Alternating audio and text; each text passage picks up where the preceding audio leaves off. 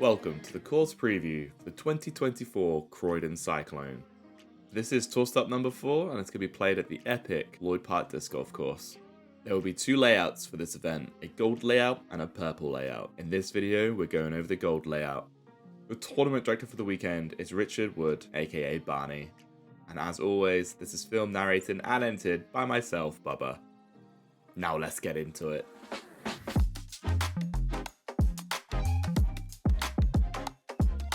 Hole 1 is a slightly uphill 81 metre par 3. With a tight tunnel shot to navigate off your drive, the danger doesn't stop there because then you're having to attack a very guarded green.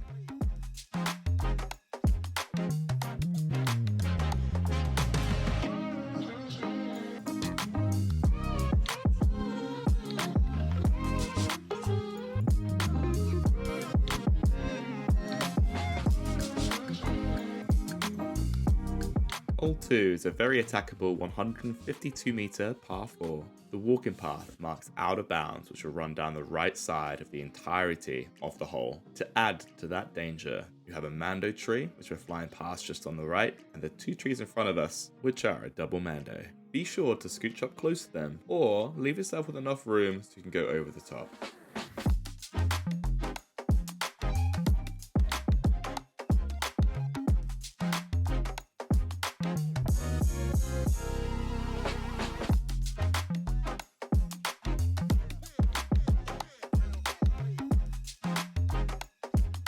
Hole 3 is a tricky 90 metre par 3. The big left gap is protected by a mando right on the first tree, which means everyone has to tackle this tricky tunnel shot off the drive. It doesn't stop there because you need a specific shot shape to get close to the basket. The basket is protected because the gradient of the hill will draw everything that fades early down to the bottom.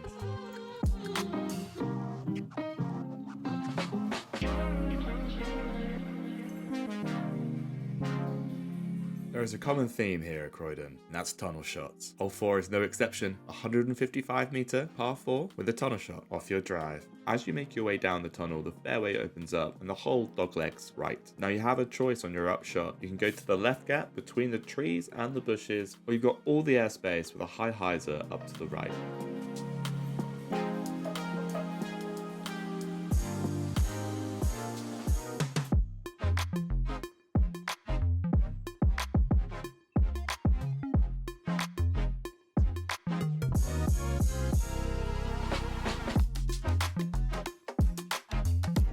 Hole 5 is a 90 metre par 3. Hole 5 is one of the hardest holes on the course due to one reason: the whipping wind. It could be coming from any direction, and that in itself is enough to make you double think your shot on the tee pad, and that is enough for you to go OB, which surrounds this whole hole, left, right and long. If you go OB from your tee shot, you have to go to the drop zone.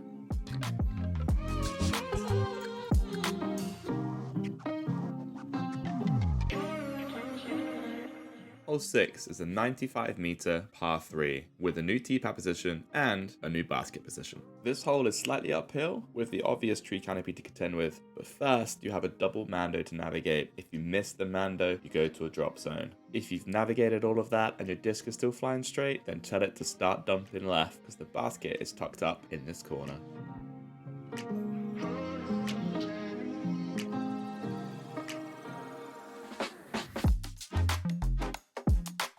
Hole 7 is a frustratingly hard 184 metre par 4. You have OB stakes lining the whole right side of this fairway. Your tee shot ideally wants to hug the OB stakes on the right. This minimises the distance of your second shot to the basket. Your second shot is going to be uphill and normally into a headwind. If you're off the fairway in any way, you're either OB or in some really rough. So if in doubt, chip up and take your par.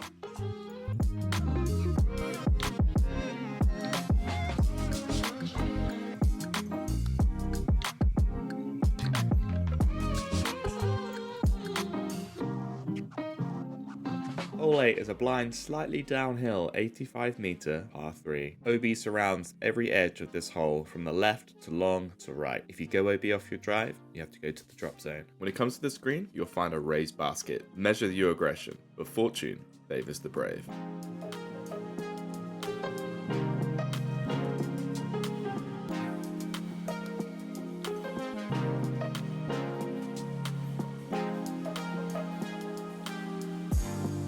Hole 9 is a 150 meter par 4. To capture this very elusive birdie, you have a very specific landing zone from your drive. Ideally, you need to hug all of this foliage on the right and land a few meters out from the mouth of the tunnel. For all of us mere mortals, we have the whole field to play with, and then we could just upshot to the mouth of the tunnel. Due to the ceiling, this tunnel shot is easier the closer you are to it. The tree with the 3 white dots marks a Mando, and you'll be doing well if you miss the tiny, mightiest tree in the country in the middle of this tunnel.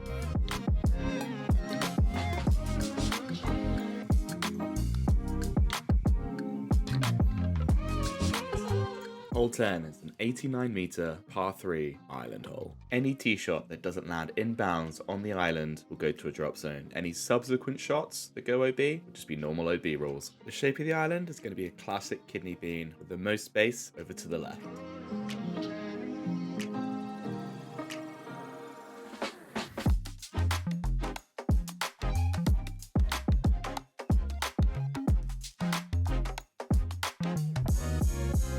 Hole 11 is a 72 meter uphill par 3. This hole is a demanding tee shot that needs to navigate the protected entrance into the green. With deep rough on the left and the right, it's important to stay in the middle of this fairway.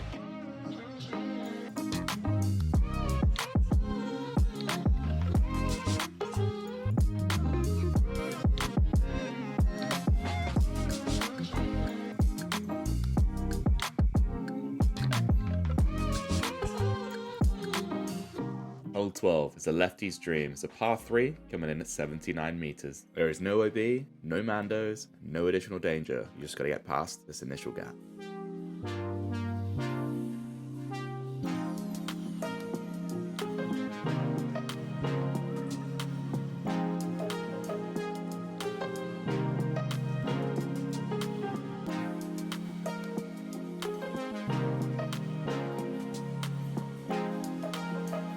Hole 13 is a 92 meter, slightly downhill, par 3. You have a high left gap, a high right gap, a down the middle gap. Choose your gap and hit your line.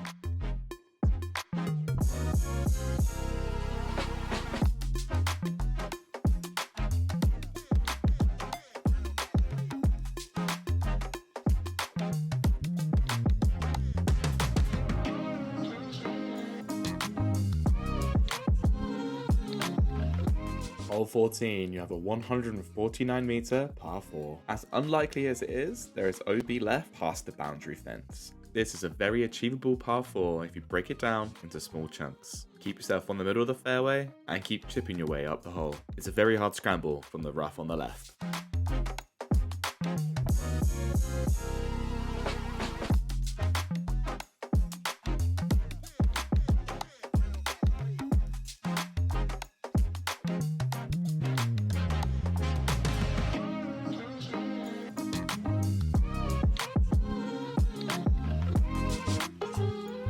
Hole 15 is an 82 meter par 3, and yes, the Croydon tunnel strikes again. Ignore the urge to try and fade your disc left and just throw your straightest disc down the path.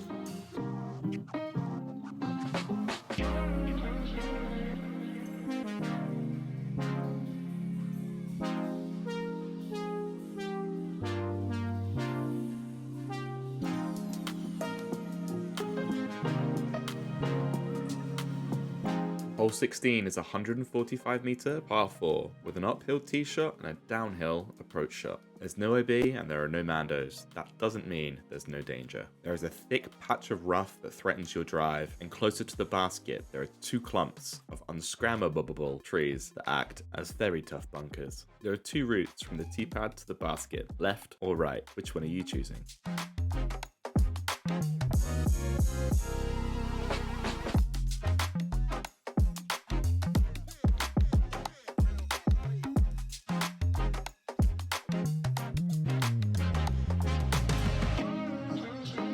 The penultimate, hole 17, is a 127 meter par 3. This hole is slightly downhill, which would have made you thought the 127 meters is a little bit more achievable, but it's still an absolute hump. The danger here is not getting your drive out straight enough and ending up either right or early left.